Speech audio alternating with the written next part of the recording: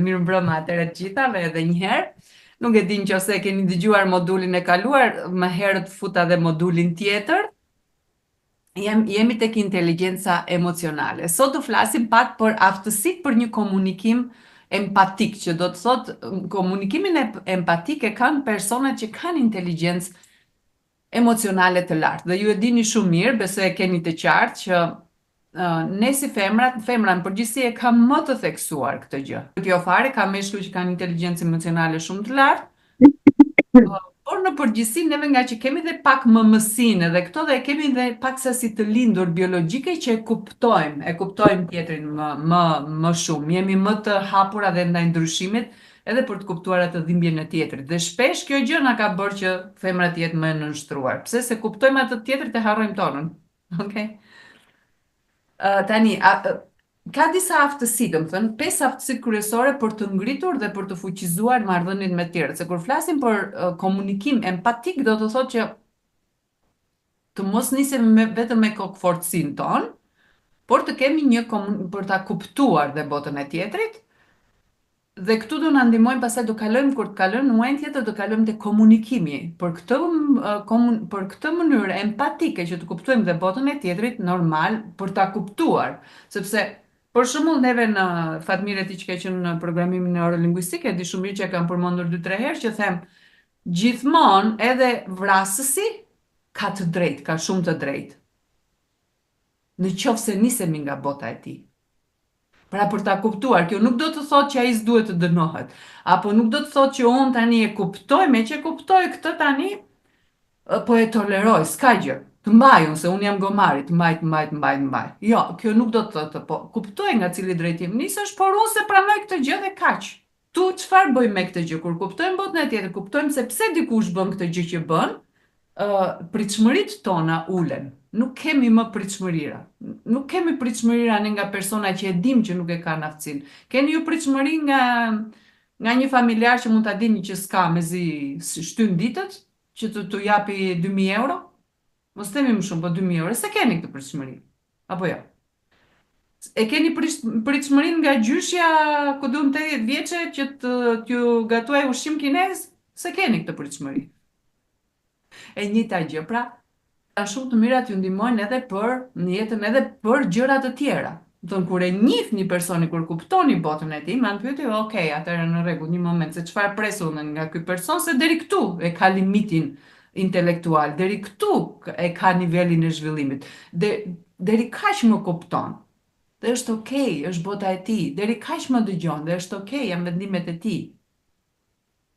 Pse se shpesh neve marrim, po si nuk më dëgjon, as sikur të më dëgjonte ai vllai, as sikur, nuk të dëgjon, ka nevojë për udhtimin e tij. Deri këtu ka arritur në udhtimin e tij, deri këtu e ka kapacitetin të kuptoj botën time e të tjera, apo të kuptoj këto gjëra që ja them unë. Pra, këtu kemi 5 aftësi për të ngritur dhe për të fuqizuar marrëdhënien empatike me të tjerët. Fleksibiliteti është e para, pra të jemi fleksibël. Jo të dalim në rrugë apo të dalim në jetë me ato pritshmëritë tona, me ato gjërat tona, kështu duhet jetë. Kështu do ta bësh se kështu them unë edhe pik. Kemi nevojë të jemi fleksibël. Pra çfarë? Ky fleksibilitet na ndihmon që të menaxhojmë stresin ose të mos kemi kaq shumë, mos i shkaktojmë vetes shumë stres. Sepse stresi në fakt nuk na e shkakton askush. Neve vetes son. Veteson, edhe me atë që lejojmë dikë të na rrafi, të na shaj, të na ofendoj, edhe tjera, me atë që si vendosim kufit. E kemi lejuar dikë tjetër. Atë modeli kemi treguar, ato do vazhdoj të bëj ai apo ajo, kushdo që tjetë.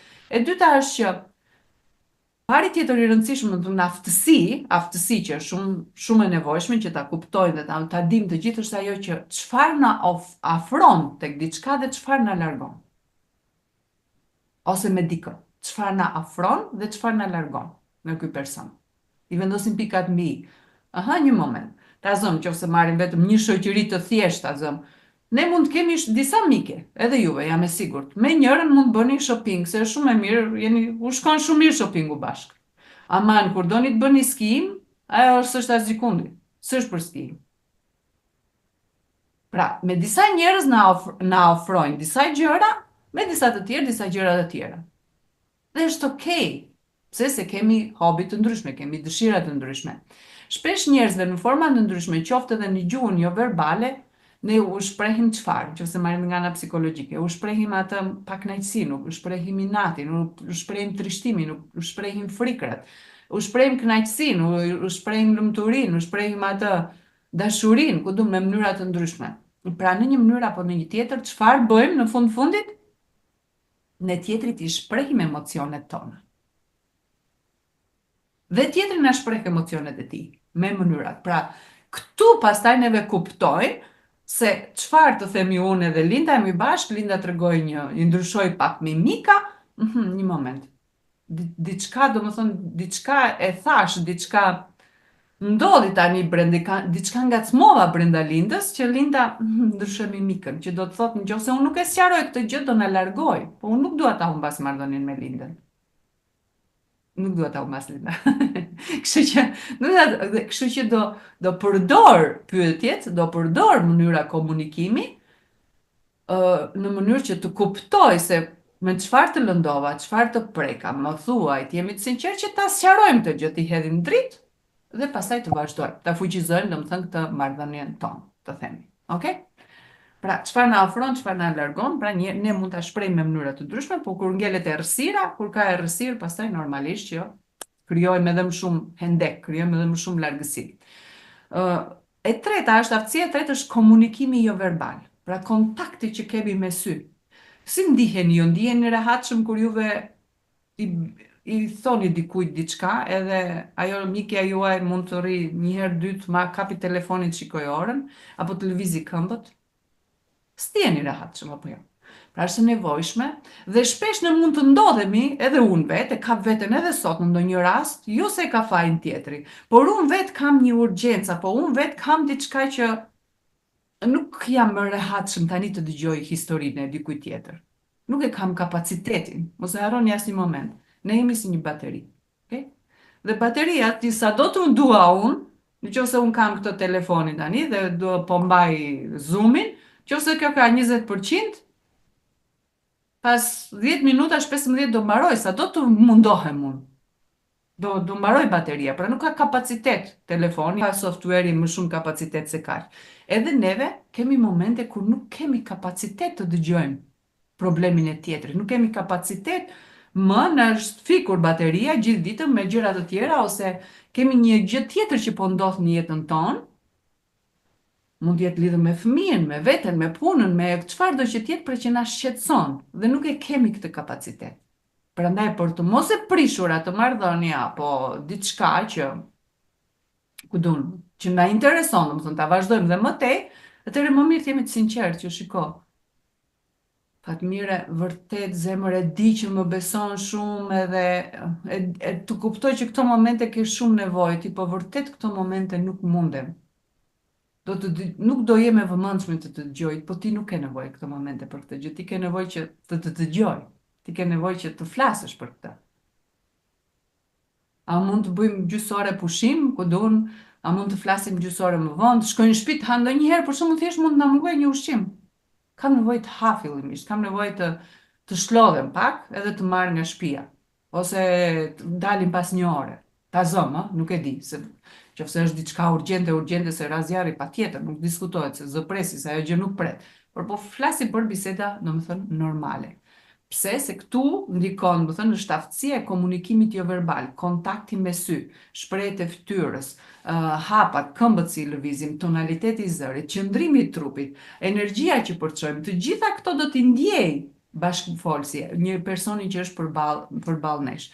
Kështu që kemi të nevojshme që të përgatisim veten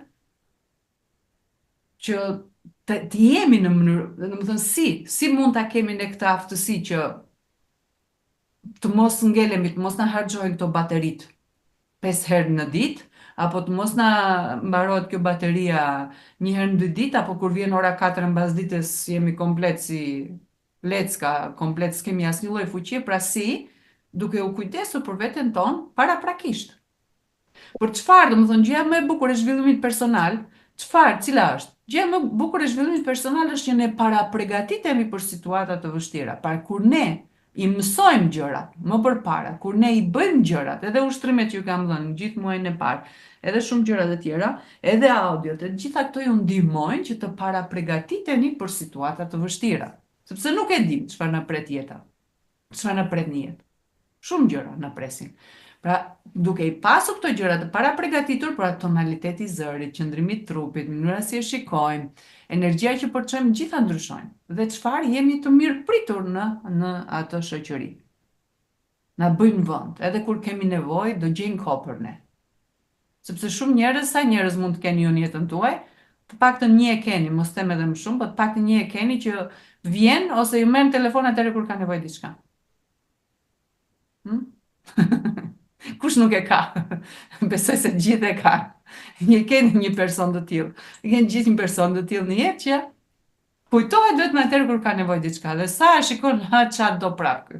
Gjëja e parë që mund të ta mendoj me veten, ja, që kur i bie ky person, ha diçka ka. Dhe ashtu është e vërtetë, pse se atë model ka krijuar. Okay? Pse se nuk e ka kapacitetin dhe energjinë që ai person të kujtohet për juve, ose nuk e ka dhe nivelin intelektual, apo nuk e ka inteligjencën emocionale, që të mendoj që para prekish prit një moment, unë nuk mund të kujtohem për fatmiren, apo për shpresën, apo për anilën, kur kam unë nevojë, po të kujtohem edhe pak kështu, ta pyes një herë, ore si je, si ke fëmijët, je gjalla, si je gjalla. Sa pas 2 minutash të nxjerrin se ku donin të dilnin. Fillojnë të bëjnë me furçë, të marrin Okay? Pastaj kur nuk ja plotsoni, fillojnë shajnë e të tjera të tjera. Okay? Prandaj është e nevojshme që këto gjëra, fleksibiliteti, çfarë na afron apo na largon me një person, pika e dytë, pika e tretë, komunikimi jo verbal, pra mënyra si e mbajmë trupin e të tjera. Qoftë edhe kur i themi dikujt jo, edhe atij personit që kujtohet një herë në 6 muaj kur ka një interes nga neve, të dim se si ta ndërpresim me lezet, pa menduar po hëmë se e kam vlla, po hëmë se e kam motër, po hëmë se ashtu funksionon ai, s'ka gjë, jep, lëshoneve, lësho. Pika tjetër është ura që lidh, një aftësi tjetër shumë e rëndësishme, ura që na lidhin. Pra para se njerëzit të ndajnë me ne diçka më shumë, është e nevojshme kemi këto tre të parat që tham fleksibiliteti, çfarë na afron, çfarë na largon, dhe komunikimi jo verbal, pra është e nevojshme pasaj se këto treja janë ato që do krijon një urë që na lidh apo na largon nga ky person. Pra e kemi të nevojshme të ngjisim këto tre shkallët e para për të arritur. Ura nuk krijohet me njëherë. Ura kërkon disa gurë, ura kërkon një punë tjetër para prake, kërkon disa matje, kërkon disa analiza, apo jo, çfarë na afron, çfarë na largon. Kërkojmë edhe një urë që ta ndërtoj ai, do ta ndërtoj si është terreni aty, sa i thellë është uji, e tjera nuk e di, domethënë çfarë mund të shohin inxhinierët apo specialistët. Sa herë fryn e tjera para i bën gjitha këto analiza. E njëjta gjë ndodhet në jetën tonë. Pra për të pasur, domethënë një mënyrë komunikimi apo për të pasur një sukses, për të pasur domethënë një gjendje emocionale të rehatshme, na duhen të gjitha këto. Pra na duhet për të arritur te kjo ura që të krijojë marrëdhënien me ty, do bëhen këto të parat. Pastaj krijohet kjo urë. Dhe këtu pastaj bashkohemi. Pra këtu fillon bashkëbisedimi. Kur neve i kemi bërë këto hapat e para, këtu fillon ajo bashkëbisedimi.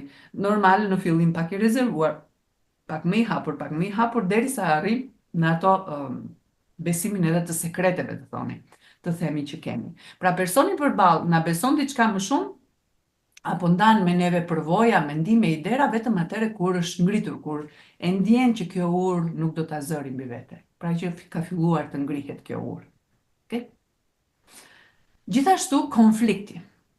Personat, më thënë si zgjidhin personat konfliktet me inteligjencë të lartë. Personat me inteligjencë të lartë emocionale, edhe një bisedë, edhe një debat, edhe një konflikt, e shikon si një mundësi për të rritur, okay? Për të zhvilluar.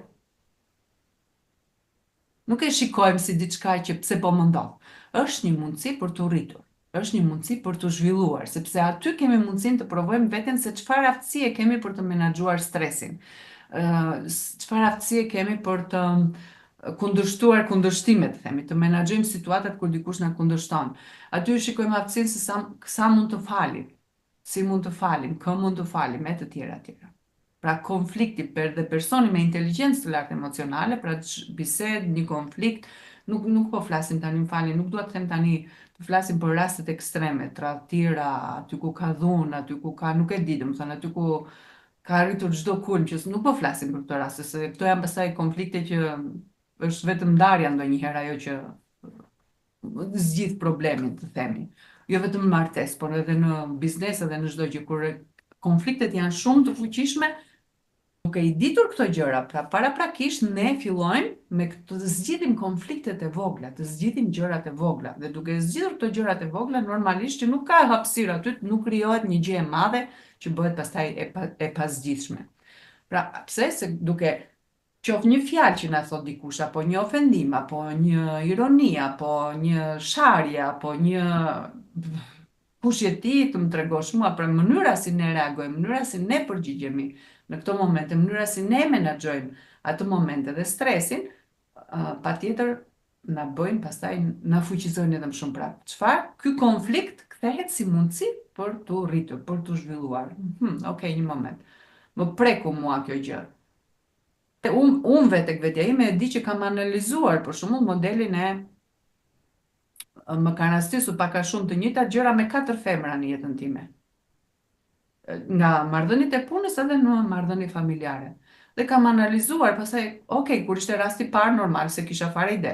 Rasti dytë, përsëri, domethënë pak a shumë, ok. Kur u bë rasti tretë, atëherë fillova ta prit një moment, çfarë modeli kanë këto femra? Si ka mundësi, domethënë që me botën mashkullore jam ok, me botën femërore.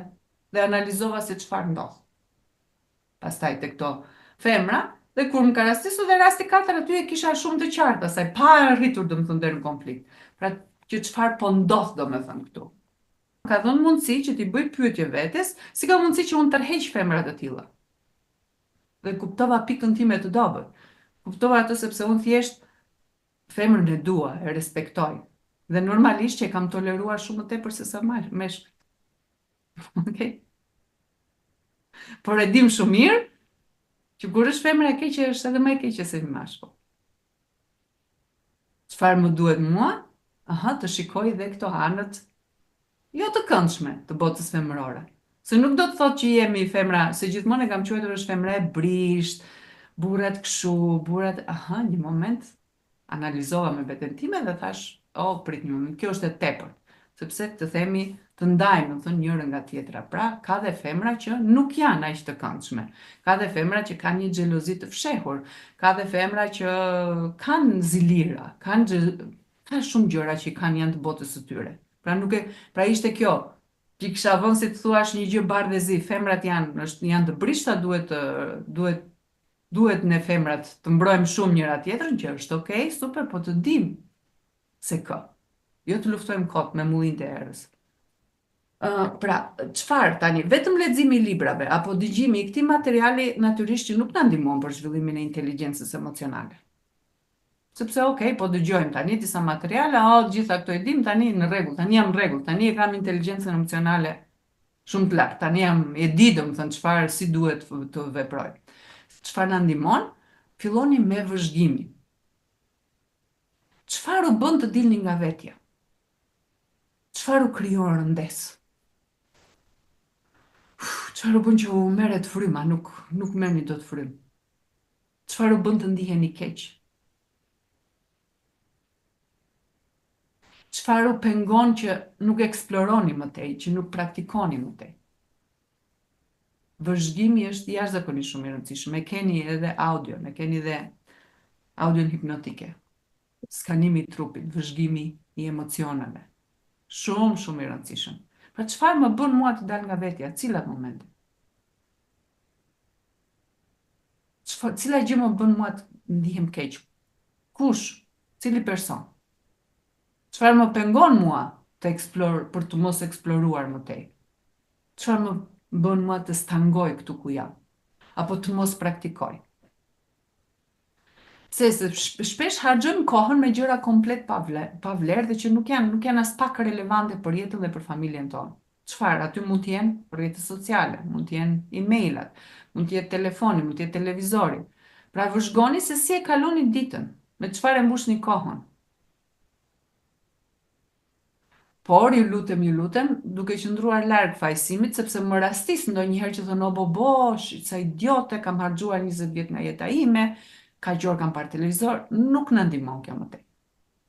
As pak nuk në ndihmon. Japonezët kanë një shprehje shumë të bukur. Momenti më i mirë për të mbjellë një pemë ishte para 20 vjetësh. Por momenti ideal është tani. Më i mirë ishte para 20 vjetësh, ideali është tani. Okay? Pra nuk na ndihmon neve se çfarë kemi bërë mirë apo keq më përpara të merremi me këtë pjesë. Kjo gjë na streson. Qose ne sa njerëz ka, o të më njifnit mua si kam qenë unë e re, qa kam bërë unë, qa i rije, kur isha unë në kohën time, kur isha unë ministre, kur isha unë drejtore, kur kisha unë kompanin time, ishin dikur, ishin kush je sot. Nuk i intereson kujt se kush ishe. Kështu është realiteti. Nuk i intereson kujt. Intereson këtu dhe tani. Nuk mund të ngrem neve një biznes me atë iden, kemi dështuar, ku do mund kemi humbur gjysmë milioni me një biznes, kush do na besoj të na japi? Po jo, shiko se ti e di shumë mirë se çfarë biznesi kam ngritur unë atëherë, hajtë investojmë së bashku. Nuk do të besoj se ti e ke humbur. Pra nuk ta beson, se ke dështuar. Pra çfarë do fokusohemi tani dhe këtu si të krijojmë një gjë tjetër të re. Kështu, shumica e njerëzve duan që një gjë ta shikojnë. Pa e parë, nuk ta besojnë. Ëndrat nuk besohen kështu. Dua më punë, është e vështirë të shesësh ëndrrën dikujt. Është e vështirë të shesësh një model të mirë se kush unë jam kur nuk e shikojnë domethënë me vepra diçka. Pra, si e vëzhgoni veten, si e mbushni kohën, ku e kaloni pra, për të qëndruar larg fajësimit të vetes. Ju lutem, më thënë çfarëdo që është bërë, nuk ç'bëhet më. Po të ishte ndryshe, do ishte ndryshe, por nuk është ndryshe. Është kështu siç është tani. Tani dhe këtu është siç është. Çfarë mund të bëj tani ku jam, këtu ku jam, me këto çfarë unë kam në dorë. Por si ta bëni këtë gjë? Një mënyrë shumë e mirë është që të mbani një ditar javor. Dhe shkruani aktivitetet e ndryshme të ditës. Qoftë edhe atë sa herë flisni në telefon me dikë, sa kohë harxhoni me dikë. Se këto rrjetet sociale, më thonë këto telefoni është bërë kështu, e kemi me vete gjithkohës. Kur dikush ju bezdis, më thonë, në cilat momente të ditës suaj, ju bezdisën telefonat. Pa marrë parasysh nëse merr shpresë apo merr x person. Cilat veprime të disa personave ju ngarkojnë më shumë. Dhe normalisht si e harxhoni kohën tuaj. Analizojmë pra, nëse harxhoni kohën me telefonata ku duan, çfarë hëngre sot në mëngjes, çfarë bë ndonjë gjë, cila është moda e fundit dhe bisedat. Bisedat që kaloni. Kur analizojmë pastaj, filloni e zvendçoni një gjë. E zvendçoni. Hapi tjetër është që ta zvendçoni një nga këto gjërat që e shikoni që ju harxhon shumë kohë dhe energji, si mund ta ndryshoni pra atë gjë. Me çfarë, domethënë, po e harxhoni këtë kohën dhe energjinë tuaj dhe si mund ta ndryshoni? Për t'i dedikuar kohë të mësoni një aftësi të re. Për shembull, të themi ju dedikoni 20 minuta, 30 minuta, 60 minuta. Një aftësi të re, në mëngjes apo në mbrëmje. Është shumë e parëndësishme se çfarë. Unë e di që e kemi tempon, e kemi shumë të ngarkuar të gjithë. Dhe qëllimi se dikush më ka pyetur edhe këtu brenda grupit, shpresoj pse s'na i bëre gjithë këtë se nuk është aq shumë program i ngjeshur. Na i kishte bërë edhe brenda muajit. Po, mund ta bëj edhe brenda muajit, çdo ditë nga një çfarëdo që janë edhe në rregull jemi dhe unë jam në rregull dhe ju në rregull. Problemi është që unë dua që këto gjëra ti procesoni, ti praktikoni. Prandaj u jap me small bite, me kafshata të vogla. Pse? Që ta dëgjosh 15 minuta në ditë. 10 minuta, 15 minuta, por aman ta praktikoni më shumë. E rëndësishme është që nuk është thjesht ta dëgjoj, po ta praktikoj. Pra këto pyetjet, këto gjërat, pra. Një moment, marr një ditar të shkruaj. Keni edhe telefonin e keni ditar, nuk është problem për këtë. Sa vëmendje i kushtoj ushqimit, sa me dashuri e bëj gatimin, sa herë kujtohem pi ujë, sa ujë pi. Si çohem në mëngjes, shtriqem apo çfarë bëj. Pra, të gjitha duke parë edhe këto ushtrime. Sa herë në ditë i bëj vërtet këto ushtrime që kemi marrë gjatë programit Gruaja e Lumtur. Këto frymëmarrjet, frymëzjerjet, kjo çfarë do që të jetë. Pra duke i kushtuar vëmendje, pra fillon pastaj, ok, si mund të mësoj unë një aftësi të re, sepse duam apo nuk duam në çdo drejtim, ashtu siç është në një vend pune, ju rriteni në kushdo që ka punuar në një, ose ka punuar, punon, ka filluar ndoshta nga një karrierë shumë e ulët, një pozicion ku duam pastruese, sot mund të jetë shefe, mund të jetë menaxhere, të themi e diçkaje. Po si ke arritur? Ke krijuar aftësi të reja. Ke mësuar se si ta bësh atë punë ndryshe. Të është dashur të mësosh gjëra të tjera, po dhe një gjë tjetër, dhe një gjë tjetër, dhe një gjë tjetër. Pra njësoj është edhe zhvillimi personal, edhe kapërcimi i problematikave që kemi pasur, që nga fëmiria, edhe kapërcimi i turpit, edhe nuk e di se çfarë do që tjetë, pra kërkon këtë që ne të hedhim një hap, të bëjmë një gjë të re, për të mësuar një aftësi të re. Tani kjo gjë duke e bërë një gjë pak e nga pak, çfarë u bën? U jep forcë që të motivoni veten çdo ditë. Tani si mund ta motivoni veten çdo ditë, gjë që nuk është e lehtë ndonjëherë kur s'kemi fuqi, mezi të çohemi nga krevati apo kur kjo gjë nuk po na sjell rezultatin që kemi pritur, sepse mund të dojë më shumë kohë, krijoni një imazh të vetes suaj me versionin tuaj të ri. Për shembull, Anila, si imagjinon ti veten me fëmijët që jeton, me këtë punën tënde si artiste, me një shqetësim më pak, me atë që në shtëpinë tënde e hap vetë derën, hyn, del kur të duar, s'kërkon njerëza. Pra, çfarë të jep kjo? Si të bëri të ndihesh tani buzëqeshje apo jo? Kështu. Pra e imagjinon veten, e vizualizon veten, krijon një imazh të ri të versionit tënd. Pra, një imazh tjetër me versionin tënd të ri. Ku, si, dhe natyrisht pastaj çfarë të ndihmon ty? Për çfarë do të ndihmon dhe kjo inteligjenca artificiale, të qenit më konfidente. Pra të gjitha këto e shikon veten, kur e di, je prer aty me përgjigjet e tua, je buzëqeshur.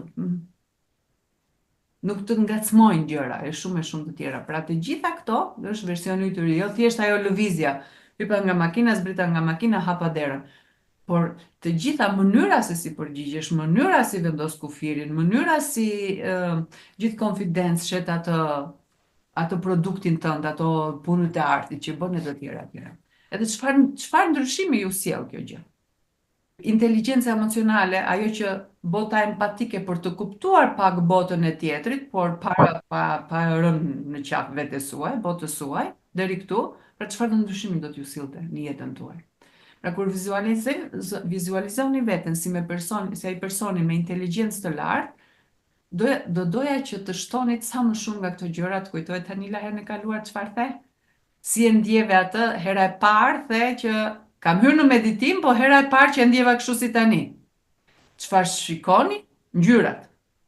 Çfarë dëgjoni? Çfarë ndjeni? Çfarë shije, arome ka. Dakor? Të gjitha këto i shtoni sa më shumë detaje të shqisave tuaja. Çfarë shikoni, çfarë dëgjoni, çfarë ndjeni, nuhatja edhe normalisht edhe shija, çfarë mund të keni, aromat që keni rrotull.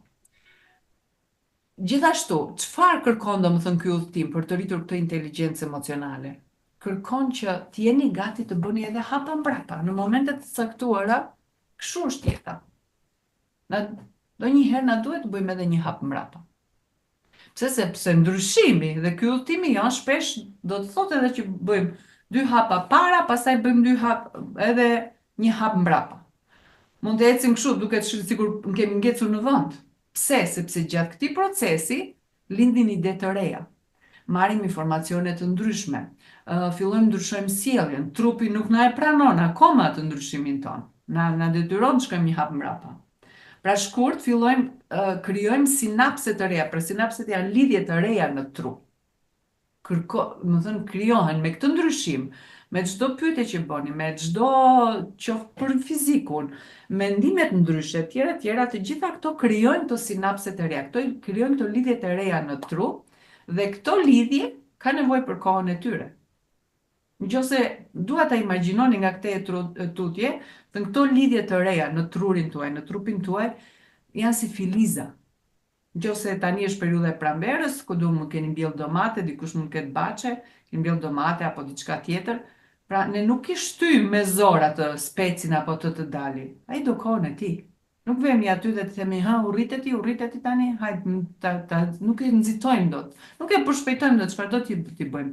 Po ta shkulim, po ta prekim, do thahet. Kështu që dhe këtu ka nevojë në trurin ton, fillojnë kur neve hedhim një farë të re, edhe një tjetër, dalin sytha, krijohen filiza. Dhe pastaj ato dal nga dal me kohën lidhen me njëri tjetrin, pra kanë zgjatime dhe lidhen. Dhe këto lidhje kanë nevojë për kohën e tyre. Dhe prandaj janë këto hapat. Një hap mbrapa, një majtas, një djathtas, 3 hapa para, 2 mbrapa, kështu është derisa të fillojë motori, domethënë të eci, derisa të krijohen këto lidhje. Dhe këtu shumë njerëz këtu dorëzohen. Dorëzohen sepse thot pas një jave, pas 2 javësh, pas 3 javësh, pas një muaji, nuk shikon ndryshim. Pse? Se janë këto hapat. Më kujtohet mua për shembull në programin e parë që kam pasur, po ka qenë para 6 vjetësh, 7 vjetësh, si të rrisin fëmijë me besim tek vetja, ka qenë një zonjë. E bëri gjithë pagesën për gjithë vitin ajo një herësh. Dhe pas 6 muajsh tha, shpresa Rupert, jam shumë falenderuese tha për një gjë. Për çfarë thash? Se gjithë ky program tani mund të jetë shumë gjëra. Jo tha, për gjën kryesore është kjo tha që nuk më dhe mundësinë ta bëja pagesën mujore, por që e bëra të gjithë, sepse unë po ta kisha bërë mujore, do kisha hequr dorë. Pastaj më vinte inat që kisha bërë pagesën dhe po e vazhdoja vetëm për pagesën. Por pas 3 muajsh fillova të shikoj ndryshimin. Okay? Se kishte 3 fëmijë. Dhe normal se cili me botën e tij e tjera, derisa ajo e pa ndryshimin. Dhe këtu është e rëndësishme që të mos heqim dorë, pavarësisht se mund të bëjmë një hap mbrapa. Pse? Se trupi fillon dhe hapen ato çakrat që çakrat i keni dëgjuar ose njihni të gjitha çfarë bën, ngacmohen, pra hapen gjithë kanalet tona dhe në vend që të na çoj para dhe mi po unë si e pas kam lejuar këtë, po unë sa idiote pas kam qenë, po unë pse nuk e kam bërë këtë gjë më për para, po unë pse si kam bërë gjërat më ndryshe, pra fillon fajsojnë veten. Por janë fazat e nevojshme. Dhe kush i kalon këto faza pastaj, normal bëhet më i fuqishëm dhe del në anën tjetër. Se çfarë bën? Ndodh në nivelin fizik biologjik, kanë nevojë për këto filiza të trurit, kanë nevojë për këto degëzime sinapsesh të zgjaten dhe të bashkohen me njëra tjetrën. Një gjë tjetër shumë e mirë që ju ndihmon është që të shpërbleni veten. Pra, çfarë? I kujtoni vetes hapat që keni hedhur. Sa herë ja thoni juve vetes që, wow, bravo, unë sot e bëra këtë gjë. E kalova aty, e gjeta një orë gjysmë ta kaloj me shpresën. Bravo, unë që e pata këtë gjë. Pra, i kujtoni vetes hapat që keni hedhur, ndryshimin që keni arritur. E vlerësoni investimin, e vlerësoni atë ndryshim sa do të vogël që shikoni, që juve keni në jetën tuaj. Falenderojeni veten, e përqafoni me shumë dashuri, se ne jemi dashamirës ndaj shumë personave, po ndaj vetes, nuk dim se si ti jemi dashamirës ndaj vetes. Jini më shumë dashamirës, shumë më shumë dashamirës ndaj vetes suaj. Një hap tjetër është që kërkoni ndihmë, bashkëpunoni. Nuk është turp të kërkojmë ndihmë. Gjatë këtij procesi ne kemi nevojë të flasim me persona që na kuptojnë dhe na mbështesin. Mund të jenë profesionist, mund të jenë familjar, mund të jenë miket tuaja, është okay. Pra flisni gjatë këtij procesi. Kur flasim për ndryshim, në qoftë se keni persona të tillë, se në qoftë se nuk i keni, pastaj kthehuni te profesionisti. Se në qoftë se ju ja besoni shoqës se thotë po çan këto idiotliqe që me të cilat merresh ti, sa kohë ke, atëherë normal që nuk ja vlen të bisedosh me këto gjëra. Kur flasim për ndryshimet pozitive, mësimet e reja dhe atë si diçka e përjetojmë, pra këtë gjë neve e fuqizojmë. Prandaj e keni rrjetin aty, e keni në WhatsApp, shkruani, ju lutem, shkruani sa më shumë, nuk është ai për mua aty. Unë i kam kanalet me si ndaj me juve njohurit, nuk kam nevojë për WhatsAppin, por aty është që të pak të stimulojmë njëra tjetrën. Kështu që shkruani ndonjë gjë pra. Pse se keni nevojë për persona të tillë që ju kuptojnë se çfarë po ndodh gjatë këtij procesi. Dhe kemi nevojë, domethënë kur një ndryshim pozitiv ta shikojmë që t'ia besojmë dikujt. Po kush do na besojë dikujt që s'është në këtë, nuk është në të njëjtën nivel apo në të njëjtën energji, në të njëjtat kanale me ne në ato momente, nuk e kupton edhe në vend që të na ndihmoj mund të na dëmtoj.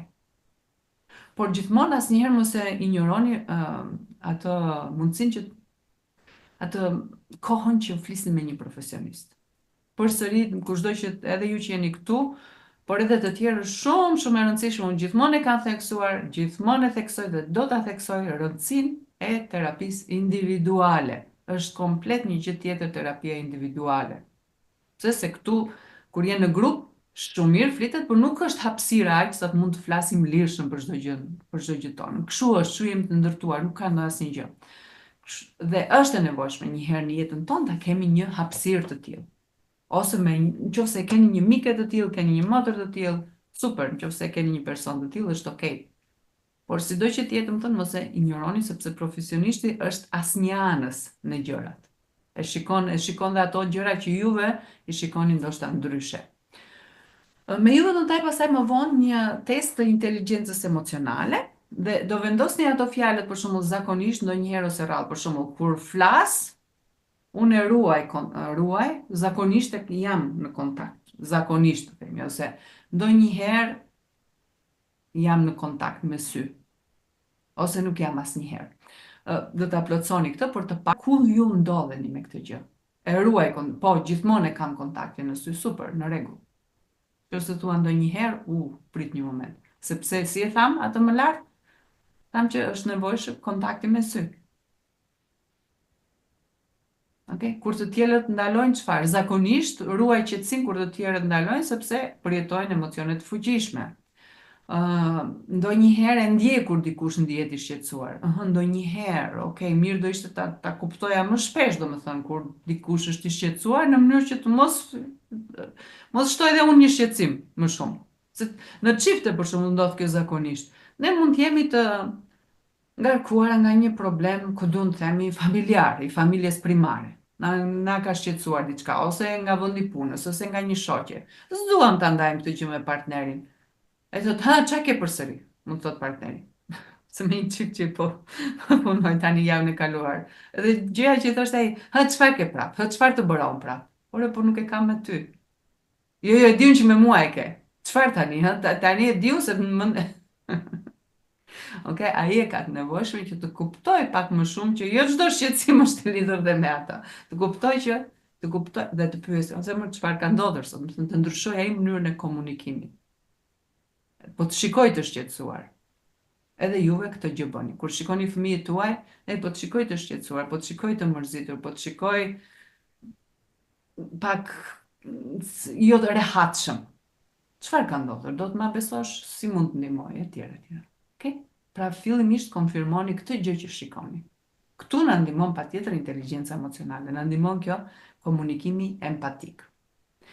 Një nga gjërat që ndikon tek niveli i ulët inteligjencës emocionale është mungesa e atashimit. Dhe çfarë do të thotë atashimi? Është ajo kontakti, atashimi është prekja. Teoria e atashimit është përmendur për herë të parë që në fund të viteve 50. Dhe atashimi luan një rol shumë të rëndësishëm tek zhvillimi i trurit të fëmijës. Luan rol shumë të rëndësishëm tek formimi i karakterit dhe tek marrëdhëniet që ne ngrëmë me njerëzit më vonë. Siguria që ndjen fëmia ose pasiguria që ai ndjen në fillimet e jetës së tij janë baza të fuqishme për çfarë? Janë baza të fuqishme për marrëdhënie të shëndetshme. Atashimi do të thotë për shembull çfarë? Që fëmijën ta marrin fizikisht t'ia japim atë. T'ia japim këtë prekje. Të mos e injorojmë. Për shembull, shumë herë ka qenë ajo, s'ka gjë, lere të qaj se do mësohet, se një moment do ndaloj. Dhe është e vërtet, një moment fëmijën e lëm të qaj, do qaj ai do na kërkoj neve se kërkon që ta prekim me dorë apo që bebe. Dhe duke e lënë ai do mësoj një model të ri, pra do mësoj mekanizme sepse nuk po më kushton njëri vëmendje dhe do gjej një gjë tjetër për të tërhequr vëmendjen. Dhe nuk do qaj, një moment është e vërtet që nuk do qaj. Por ai shuritur me një uri emocionale sepse i mungon, fëmia e vogël e ka domosdoshmëri këtë gjë. Tani, nëse keni parë ndonjëherë ose mund të keni qenë vetë një model i tillë, juve ose mund të keni pasur ndonjë fëmijë që u rri pas fustanit nënës tani. Që gjithkohës mbas nënës, ose mbas një personi, domethënë të rritur. Këtu ky fëmijë ka nevojë për më shumë vëmendje. Ka një uri emocionale. Nuk rikot. Diçka i mungon dhe është e nevojshme të kuptohet dhe t'i japim atë gjë. Se kur jemi ne të nginjur, juve kur keni uri, edhe aty në restorantin më të mirë, më fal, kur nuk keni uri, jeni të ngopura. Edhe në restorantin më të mirë të kaloni, mendoni të shkoni në restorant? Ja. Kur jeni të uritura, një byrek aty, edhe mizat këtë aty sipër të fluturojnë, aman ta kem të shtyni tuti, apo jo. Kështu është. Pra e njëjta gjë, uri emocionale kërkon, pra kur e kërkon, kur ngopet ai fëmijë, kur e ka marr, nuk do kërkoj, nuk do rri më aty, sepse është një gjë që e ka. Nuk ka gjë më të keqe për shembull gjatë terapive kur raste shumë të rralla, por kam ndeshur edhe unë në raste të tilla që një zonjë, për shembull edhe 70 vjeçë, tha një gjë që më ka ngelur me rak, që nuk e di nëse nëna ime më ka dashur vërtet ndonjëherë apo jo. Por se të mërshme ta mendosh, dhe uroj që askush në këtë botë mos ta ketë, më thënë, këtë ndjesi. Të mos dyshoj të kjo që nëna apo baba im ka dashur. Pavarësisht se ka pasur probleme, por të paktën të dashuria e tyre nuk kanë dyshuar ndonjëherë. Pavarësisht se mund ta ketë të rrafur, po e kanë ndjerë në një nivel dashurinë e tyre. Tu është pra kjo atashimi, aq shumë i rëndësishëm. Është domethënë atashimi që fillon që pse se kjo ndikon, siç e thash, ndikon tek zhvillimi, si fizik, edhe zhvillimi i trurit, ndikon tek formimi i karakterit, ndikon dhe tek marrëdhëniet që ne ngremë më vonë me njerëzit. Pra, çfarë na ndihmon kjo? Na ndihmon marrëdhënie të shëndetshme, na jep sensin e sigurisë dhe të besimit për të eksploruar botën, na jep fleksibilitet ndaj stresit, fatkeqësive, humbjeve, zhgënjimeve, dështimeve, sepse këto janë pjesë të jetës. Na jep aftësinë për të menaxhuar emocionet negative si ankthi, zemërimi, dëshpërimi, tërshtimi etj. Etj. Dhe gjithashtu na krijon na jep aftësinë për t'i dhënë botës, për t'i dhënë kuptim. Për t'i dhënë kuptim cilës jo botës jashtme, po botës së brendshme. Dhe për t'i dhënë kuptim botës së brendshme të tjerëve. Dhe këto janë të lidhura me çfarë? Inteligjencën. Kemi inteligjenca emocionale është vërtet në nivele shumë të larta. Nuk po futemi në grupe, po bëj disa pyetje. Në qoftë se Edlira, Filoreta, se e di që nuk mundeni të flisni, por në qoftë se dëshironi mund të na shkruani. Anila, po e filloj me ty, sepse të kam kështu si të pare në këtë drejtim. Si fëmijë, me cilin ke pasur marrëdhënien më të shëndetshme, me mamin apo me babin? Patjetër, shumë mirë, sepse një gjë për shembull që unë e them gjatë një trajnimeve është kjo zakonisht që çfarë në fundit siç e shikoni dhe juve si po e drejtoj, bëni pyetje. Gjitha çfarë janë këto? Vëzhgoni, jini kurioz çfarë po ndodh për të kuptuar.